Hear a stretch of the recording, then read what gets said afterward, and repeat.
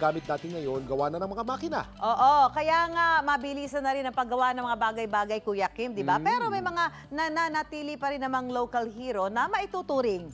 Real life panday, meron pa niyan. Itaga nyo sa bato. Yan ang kwentong inalam ni Katrina Son.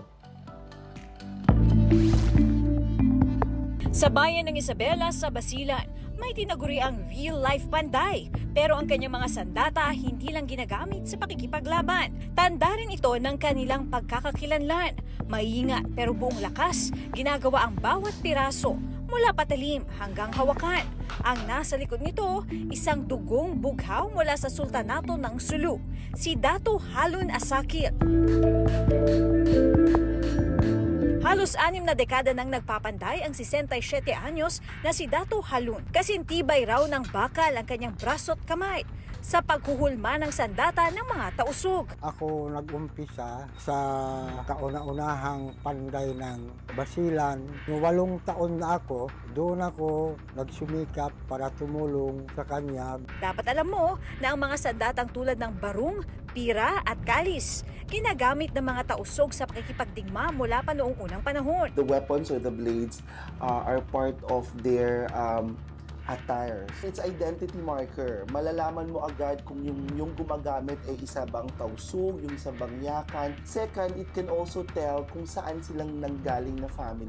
For the longest time kasi parang ang alam ng mundo tungkol sa Basilan ay kaguluhan, terorismo, nakalimutang makita ng mundo kung ano meron kami. Una munang isasalang ang bakal sa nagbabagang uling na gawa sa niyog. Sa loob ng 15 minuto, hihintaying pumula at lumambot ang bakal.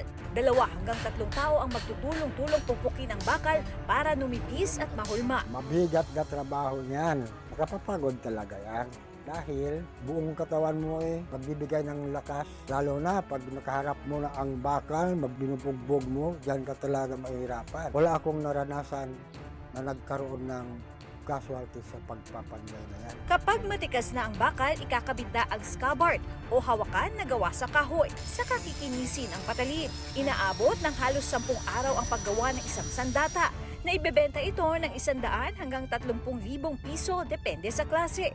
Sa paglipas ng panahon, iilan na lang ang panday sa Basilan, pero nagpupursigi si Dato Halun na mapanatiling buhay ang industriya nito. Dapat yan ipapasa sa kanila para balang araw matuto sila gumawa ng sarili nila, pangkabuhayan. Kung baga para sa akin, malaking kayamanan pag nandyan ka na sa trabaho na ito. We actually tap him to do our souvenirs. So kung meron po kaming mga VIPs na pumupunta dito sa amin, binibigyan namin ng maliliit na mga pira or maliliit na bolo. Ang mga tulad ni Dato Halun, buong buhay ang inilalaan para itaga sa bato ang kanilang sining. Ituring natin itong kayamanan para sa kultura at para sa Pilipinas. Ako si Katrina Son at yan ang kwentong dapat alam mo.